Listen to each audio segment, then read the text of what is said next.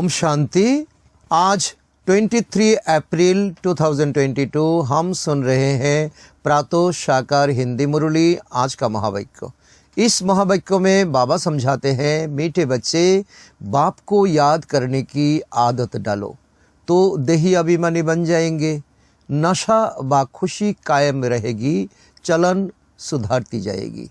ये बाबा का दो शब्दों हम अमल में लाएंगे, हमारा बहुत बहुत फायदा होने वाला है।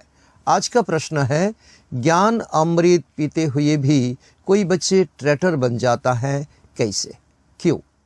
उत्तर, जो एक और ज्ञान अमृत पीते दूसरी ओर जाकर गान करते अर्थात आसुरी चलन चल डिसर्विस करते, ईश्वर के बच्चे बनकर अपनी चलन सुधारते नहीं, आपस में मायावी बातें करते, एक दो को दुखी करते, तो वो है ट्रैटर। बाबा का भाषा में बाबा कहते, बच्चे तुम यहाँ आए हो असुर से देवता बनने के लिए, तो सदा एक दो में ज्ञान की चर्चा करते रहो, दैवी गुण धारण करो, अंदर जो भी अवगुण है उन्हें निकाल दो, बुद्धि को सच्चो साफ बनाओ, तो तुम्हारा ये दैवी गुण धारण करने से तो तुम बहुत बहुत उन्नति कर पाएंगे। आज का गीत है, तकदीर जगा कर आई हो ओम शांति। बच्चों ने गीत सुना और बच्चों ने ही गाया। ये भक्ति में हम कितना गीत बनाते हैं, गीत हम सुनते आए हैं। कोई भी स्कूल में जब जाते हो ना, तो तकदीर बुद्धि में रहती है कि यो इम्तिहान पास मैं करूँगा। बुद्धि में तकदीर की एम ऑब्जेक्ट रहती है। अब तुम बच्चे जानते हो, हम अपनी तकदीर नई दुनिया को धारण कर बैठे हैं, धारण करने के लिए बैठे हैं स्वयं पिता परमात्मा का पास। नई दुनिया को रचने वाला परम पिता परमात्मा से हम वर्षा लेने की तकदीर तो लेकर के आए हैं। हम जरूर जाएंगे सतयुग दुनिया में, हम जाकर के राज्य करेंगे। कौन सा वर्षा? तो ये भी तो प्रश्न मन में उठेगा ना। मनुष्य से देवता व नर से नारायण बनने का वर्षा स्वयं भगवान हमें देने के लिए आए हैं। तो इस रावण के भ्रष्टाचार राज्यों से ले जाते हैं स्वयं भगवान। तो यह है रावण का भ्रष्टाचारी राज्य। भ्रष्टाचार विकार से पैदा होते हैं, बाबा ने क्लियर बात बताते हैं। और विकारी को ही भ्रष्टाचार कहा जाता है। दुनिया में कोई नहीं जानते हैं। भगवान वाचो, काम महाशत्रु है, तुमको इन पर जीत पानी है, तब ही श्रेष्ठाचारी बनेंगे। भारती भ्रष्टाचारी था, भारती भ्रष्टाचारी और भारती श्रेष्ठाचारी बनेगा। मूत पलिति को ही भ्रष्टाचारी कहा जाता है। इस समय जो घर घर में बन चुका है। सत्ययुग में भ्रष्टाचार होते ही नहीं, क्योंकि वह माया का राज्य है ही नहीं। इस समय है ही रावण राज्य। सब में 5 विकार है। सत्ययुग में भी अगर रावण राज्य होगा तो वह भी रावण को जलाते, अगर जलाते नहीं तो सत्ययुग में रावण है ही नहीं। तो वह यह बात होती ही नहीं। रावण का राज्य है, सत्ययुग में कोई कहेगा नहीं। तो वह है श्रेष्ठाचारी। श्रेष्ठाचार चलते रहते हैं। भ्रष्टाचार दुनिया में कोई ऊंची पोजीशन पर है तो सब उनको मानते रहते हैं। कोई विद्वान है, कोई पंडित है, तो भ्रष्टाचार दुनिया में भी उनको सम्मान तो बहुत ऊंचा रहता है। जैसे सन्यासी बहुत अच्छी पोजीशन पर रहते हैं ना, तो सब जाकर के उनको मानते हैं, पैर पकड़ते हैं, क्योंकि वो पवित्र रहते हैं। संसार छोड़ के जंगल में चले जाते हैं, पवित्रता को मानते हैं। सब मनुष्य उनको अच्छा समझते हैं। गवर्नमेंट भी तो अपने से अच्छा समझती है।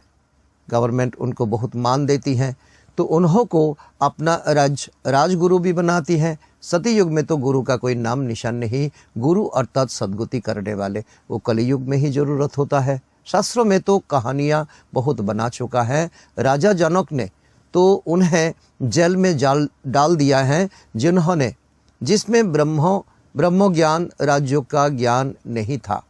तो राजा जनक तो सभी विद्वान पंडितों को बुलाया था, हमें आत्मज्ञान, हमें ब्रह्म ज्ञान सुनाना है।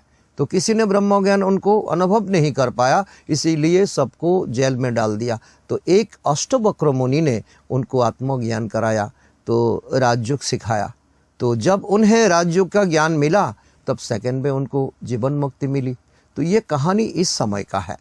भ्रष्टाचार का सिर्फ ये अर्थ नहीं कि वो रिश्वतखोर है और घूस खाते रहते हैं, नहीं। बाबा कहते हैं बच्चे, जो भी मनुष्य मात्र हैं सब भ्रष्टाचारी है, क्योंकि सबका शरीर विकार से पैदा होता है। तुम्हारा शरीर भी विकार से पैदा हुआ, परंतु अभी तुम अपने को आत्मा समझ बाप के बने हो, देह अभिमान को छोड़ दिया, इसीलिए तुम परमपिता परमात्मा की मुख वंशावली हो, ईश्वरीय संतान हो। तुम्हारा अभी नया जन्म हुआ है, तुम्हारा शरीर भले विकारी हो, लेकिन तुम्हारा जन्म तो ये ज्ञान से मिला हुआ है। तो परमपिता परमात्मा ने आकर तुमको आकर के अपना बनाया है, ये बहुत गुज्ज बात है ना। तो हम आत्मा परमपिता परमात्मा का वंशावली है, तो अपने को ऊंचे समान में रखना है। आत्मा कहती है बाबा, सतयुग में आत्मा कोई परमात्मा को बाबा नहीं कहेंगे, क्योंकि सतयुग में सब कुछ हमें मिलेगा लेकिन परमात्मा नहीं मिलेगा। तो वह तो जीवात्मा को बाबा कहेंगे। तो तुम जीवात्मा हो ना इस समय, तो कलियुग में सब जीवात्मा है, इस समय तुम जीवात्मा होते हुए भी परमात्मा का संतान हो। और बाबा ने कहा है अपने को आत्मा निश्चय कर परमात्मा को याद करो। सबसे उत्तम जन्म तुम ब्राह्मणों का है, ब्राह्मणों का देवताओं से भी उत्तम जन्म है, हीरे तुल्य जन्म कहा जाता है। आत्मा कहती है हम आपके बच्चे बने हैं, तो गर्भ से थोड़ी ही निकले हैं। तो इस समय आत्मा का अनुभव है, हमारा तो गर्भ से जन्म नहीं हुआ, हमारा ज्ञान से जन्म हुआ। बाबा को पहचान कर तो उनके बन चुके हैं। शिव बाबा हम आपके ही हैं और आपके ही मत पर चलूंगी। तो कितने सूक्ष्म बात है ना। इसीलिए बाबा हर एक को, मेल फीमेल सबको बाबा ने ये अनुभव कराते हैं। बाबा ने कहा है जब बाबा के पास तो जाते हो तो यह निश्चय करो कि हम शिव बाबा का सामने बैठे हैं। आत्मा भी निराकार है तो शिव बाबा भी निराकार है। शिव बाबा की याद से ही विकर्म विनाश होने वाला है। याद नहीं किया तो भ्रष्टाचारी बनेंगे। तो बाबा कहते और तुम्हारा पाप बढ़ता जाएगा। कितनी कड़ी बात है ना। बाबा सुनाते हैं, सावधानी भी देते हैं, परंतु बहुत बच्चे को ये भूल होती रहती है, मैं आत्मा परमपिता परमात्मा की गोद बैठी हूँ। तो भूलने के कारण ये नशा और खुशी नहीं रहती है बहुतों को।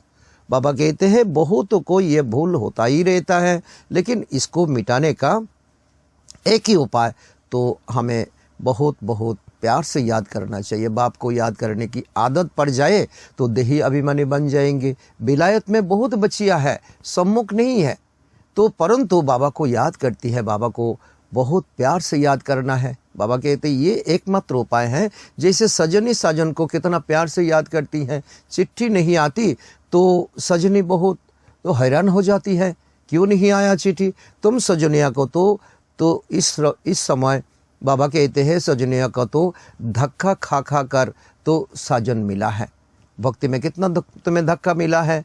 तो याद अच्छी तरह करनी चाहिए, चलन भी बड़ी अच्छी चाहिए। आसुरी चलन वालों का गला ही खुट जाता है, पवित्रता का बात वो कर ही नहीं सकते। बाबा चलन से ही समझ जाते हैं, तो याद करते हैं कि नहीं करते हैं, इसीलिए धारणा नहीं होते। बाबा ये भी जानकारी हमें देते हैं, सर्विस नहीं कर सकते तो पद भी तुम्हें नहीं मिलेगा। तो पहले तो बाप का बनना है, बीके बनना पड़े। ब्रह्मा कुमार कुमारी हमारा बहुत ऊंचा टाइटल है।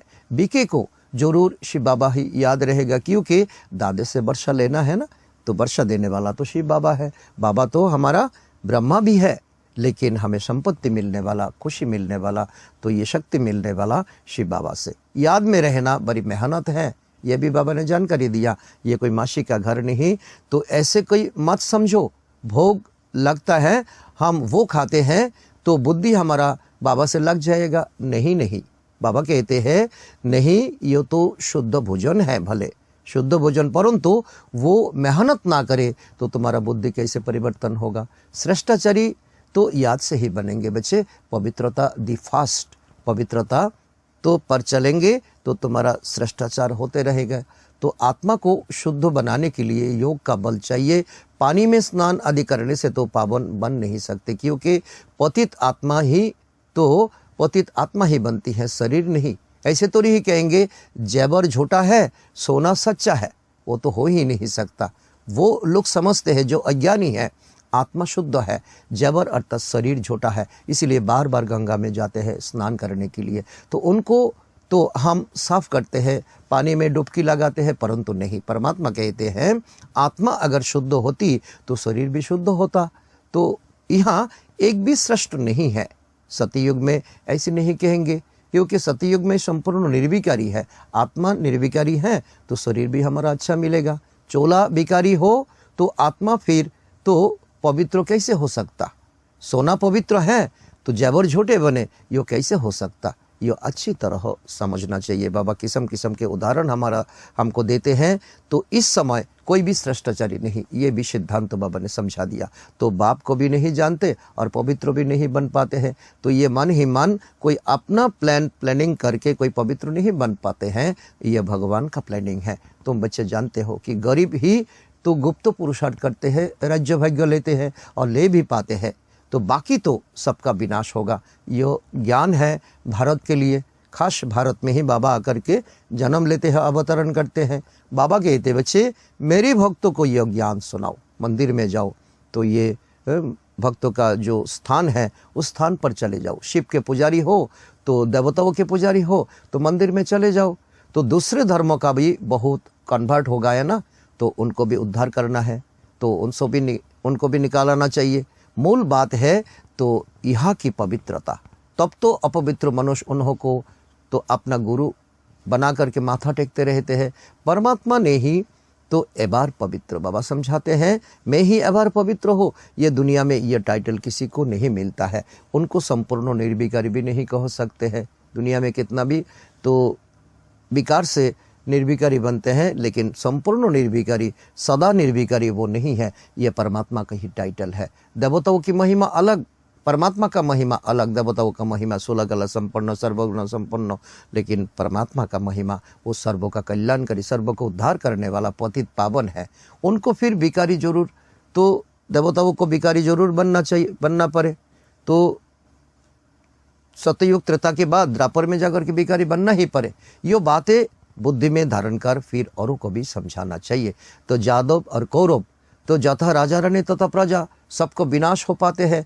बाकी जय जयकार पांडवों को होना है। इस समय जो तुम भगवान को बात सुनते हो, भगवान का बात पर तुम चलते हो, यह बहुत गुप्त बात है। शास्त्र में तो दिखाया है तो पांडव पहाड़ों पर जाकर के गल मरे हैं, तो प्रलय का हिसाब किताब दिखा दिया है, परंतु प्रलय तो होता नहीं है। तो ये तो गोपुरा बात निकाल दिया है। गीता का भगवान कहते हैं बच्चे मैं धर्मों की स्थापना करने आया हूँ, पतित दुनिया में आया हो, पावन राज्य बनाने के लिए राजयोग सिखाने आया हो ना। तो ये जो प्रदर्शनी होता है उसमें राजयोग भी सिखाया जाता है। तुम्हारा सारा मादार है तो समझाने पर, जो जितना समझाने की अक्ल होगा वो इतना ही नाम वाला होगा। तो बाबा ने कहा था ये चित्र बनाओ कि कैसे हम राजयोग में रहते हैं, राज्य कैसे हम करते हैं। ऊपर में शिव बाबा का चित्र होना चाहिए। हम शिव बाबा की याद में बैठे हैं, उनकी मत पर हम चलते हैं, वो हमें पढ़ाई पढ़ाते हैं। तो वो है श्री श्री रुद्र शिव बाबा जो हमको श्रेष्ठ कल्याणकारी बनाते हैं। वो कल्याणकारी हमें कल्याण करते हैं। श्री श्री का टाइटल वास्तव में उनका ही है, कोई मनुष्य का नहीं, कोई देहोदारी का नहीं। यह भारत क्यों हमारा तो गिरा है, इतना गिरा है, तो इसका कारण हम जानते हैं।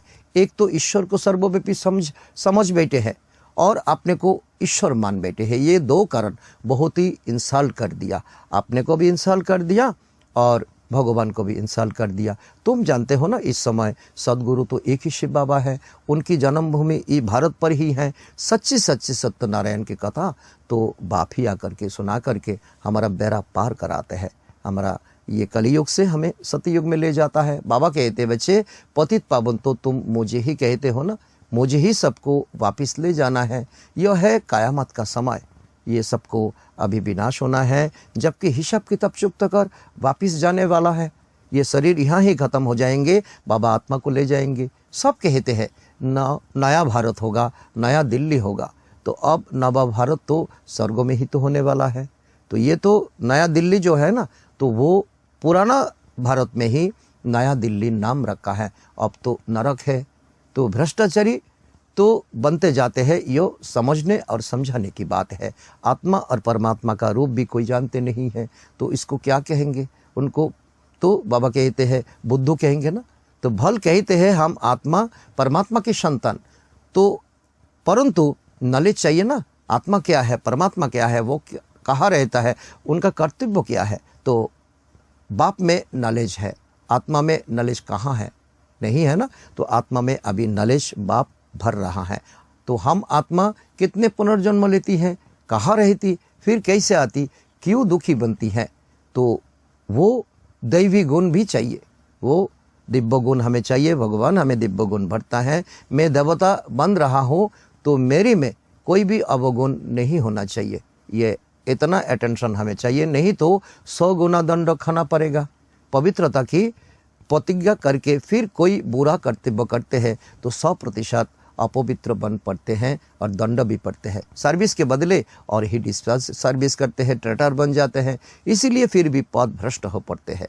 हमेशा आपसे 1-2 में ज्ञान की चर्चा चलनी चाहिए। हम बाबा के पास आए हैं कांटों से फूल अथवा मनुष्य से देवता बनने के लिए, तो ये सबसे ये चर्चा करना चाहिए। बाप से स्वर्ग का वर्षा लेने के लिए हम आए हैं यहाँ ब्रह्मा कुमारीज में, यह बात 1-2 को सुनानी चाहिए। आत्मा और परमात्मा का रूप भी कोई जानते नहीं है। भल कहते हैं आत्मा परमात्मा की संतान है, कुछ भी समझ नहीं है। तुम बच्चे जानते हो बाबा हम आत्माओं को पवित्र बनाने आया है, परंतु नॉलेज चाहिए ना, धारणा चाहिए ना। जो माया भी बात करते हैं, किसको दुखी करते हैं, उनको ट्रेटर कहा जाता है, डिसर्विस करने वाला। तो यो भी दिखाया है ना कि असुरों को ज्ञान अमृत पिलाया, तो फिर वो बाहर जाकर के गान करते हैं। तो ऐसे भी बहुत है जो ज्ञान अमृत पीते भी रहते हैं, डिसर्विस भी करते रहते हैं। वास्तव में तुम सब कन्याएं हो, तो तुम सब कन्याएं हो तो अरे अधर कुमारी के भी मंदिर हुए ना, तो क्यों दिलवारा में तुम्हारा तो एक्यूरेट यादगार है। तो ये जैन धर्म वालों ने बनाया है, तो कर्तव्य तुमने किया है, तुम्हारे में भी किसकी बुद्धि में मुश्किल बैठता है, यह हमारी यादगार है। इस समय हम अच्छा रीति पुरुषार्थ करें तो बुद्धि बड़ी साफ चाहिए। बाबा कहते हैं और कुछ नहीं, और कुछ जंगल में तुम्हें जाना नहीं, भूख हड़ताल तुम्हें नहीं करना है। तुम अभी ईश्वरीय परिवार के हो, कितना उच्च स्थान तुम्हें मिला हुआ है, तो ख्याल करना चाहिए ना कि हमारी चलन कितनी अच्छी होना चाहिए। जो मनुष्य समझे कि इनको बराबर श्रीमत मिलती है, कौन उनको पढ़ाते हैं, कौन उनको चलाते हैं, यह श्रेष्ठ ते श्रेष्ठ बने, तब वहाँ जाकर के हमें उच्च पद मिलेगा। श्रेष्ठ यह बनना है तो उच्च पद वह सतयुग में मिलेगा। तो गृहस्थ व्यवहार में रहते हुए यह अंतिम जन्म जरूर पवित्र बन करके दिखाना चाहिए। अच्छा, मीठे मीठे सिकिलदे बच्चों प्रति माता पिता बाप दादा का याद प्यार और गुड मॉर्निंग। रूहानी बाप की रूहानी बच्चों को नमस्ते। हम रूहानी बच्चों की रूहानी बाप दादा को भी याद प्यार गुड मॉर्निंग, नमस्ते नमस्ते नमस्ते। धारणा के लिए मुख्यसार नंबर 1, शुद्ध भोजन खाते हुए भी आत्मा को पावन बनने के लिए याद की मेहनत जरूर करनी है। याद से ही श्रेष्ठाचारी बनना है, विकर्म विनाश करने हैं। नंबर 2, इस कयामत के समय में जबकि घर वापस जाना है तो पुराना सब हिसाब किताब चुकता कर देना है। आपस में ज्ञान की चर्चा करनी है, मायावी बात नहीं करनी है। वरदान है प्यूरिटी की रॉयल्टी द्वारा ब्राह्मण जीवन की विशेषता को प्रत्यक्ष करने वाले संपूर्ण पवित्र भव। संपूर्ण पवित्र बनने का वरदान बाबा ने देते हैं। इसका अर्थ बाबा समझाते हैं, प्यूरिटी की रॉयल्टी ही ब्राह्मण जीवन की विशेषता है। जैसे कोई रॉयल फैमिली का बच्चा होता है तो उसके चेहरे से, चलन से मालूम पड़ता है कि यह कोई रॉयल कुल का है। तो ऐसे ब्राह्मण जीवन का परख प्यूरिटी की झलक से होती है। चलन और चेहरे से प्यूरिटी की झलक तब दिखाई देगी जब संकल्प में भी अपवित्रता का नाम निशान नहीं हो। प्यूरिटी अर्थात किसी भी विकार व तो अशुद्धि का प्रभाव ना हो, तब कहेंगे संपूर्ण पवित्र। स्लोगान हलिहंस वो है जो तो व्यर्थों को समर्थों में परिवर्तन कर दे। तो आज का समान है मैं संपूर्ण पवित्र आत्मा हूँ। आज का मातेश्वरी जी का अनमोल महावाक्य थोड़ा सा हम सुनेंगे। तो टॉपिक है यह ईश्वरीय सत्संग कॉमन सत्संग नहीं है। दुनिया में सत्संग तो बहुत करते हैं, लेकिन हमारा सत्संग बहुत बढ़िया सत्संग है। कैसे, यह चर्चा हम जरूर सुनेंगे, जरूर धारण हमारा होगा। अपना यह जो ईश्वरीय सत्संग है कॉमन सत्संग नहीं है। यह है ईश्वरीय स्कूल कॉलेज, जिस कॉलेज में आपने को रेगुलर स्टडी करनी है, आपने को रेगुलर आत्मा को रेगुलर पढ़ानी है। बाकी तो सिर्फ सत्संग करना, थोड़ा समय वहाँ सोना, फिर जैसा कि वैसा ही बन जाता है, क्योंकि वहाँ कोई रेगुलर पढ़ाई नहीं होता है। तो कभी कभार तो जाते हैं, कभी कभार सुनते हैं, और घर आते हैं तो जैसे कोई प्रलब्ध हो, तो वो सत्संग से तो कोई प्रलब्ध नहीं बनते। इसीलिए अपना सत्संग कोई कॉमन सत्संग नहीं, हमारा सत्संग से प्रलब्ध बनता है। स्वयं भगवान हमें पढ़ाते हैं। तो अपना तो ईश्वरीय कॉलेज है ना, तो जहाँ परमात्मा बैठ हमें पढ़ाता है रोज, और आते हैं परम धाम से, और हम इस पढ़ाई को पूरी धारण कर उच्च पद को प्राप्त करते हैं। जैसे रोजाना स्कूल में मास्टर तो पढ़ा करके डिग्री देता है, तो वैसे यह भी स्वयं परमात्मा गुरु पिता टीचर के रूप में हमको पढ़ा करके सर्वोत्तम तो दैवी देवता पद हमें प्राप्त कराते हैं। इसीलिए तो इस स्कूल में जॉइंट हमें जरूर चाहिए, होना चाहिए कि हमको खुद परमात्मा आकर डिग्री पास कराते हैं और फिर एक ही जन्म में सारा कोर्स पूरा करना है। तो जो गुरु से लेकर अंत तक, शुरू से लेकर के अंत तक इस ज्ञान के कोर्स को पूरी रीति उठाते हैं तो वो फुल पास होंगे। बाकी जो कोर्स के बीच में आएंगे वो तो इतनी नॉलेज को उठाएंगे नहीं, उन्हों को क्या पता आगे का कोर्स क्या पढ़ा क्या चला, तो इसीलिए वो बहुत मिस करते हैं। इसीलिए यह रेगुलर पढ़ना है, इस नॉलेज को जानने से ही आगे बढ़ेंगे। इसीलिए रेगुलर स्टडी करना चाहिए, रेगुलर स्टडी से ही हम देवी देवता बनेंगे। अच्छा, ओम शांति।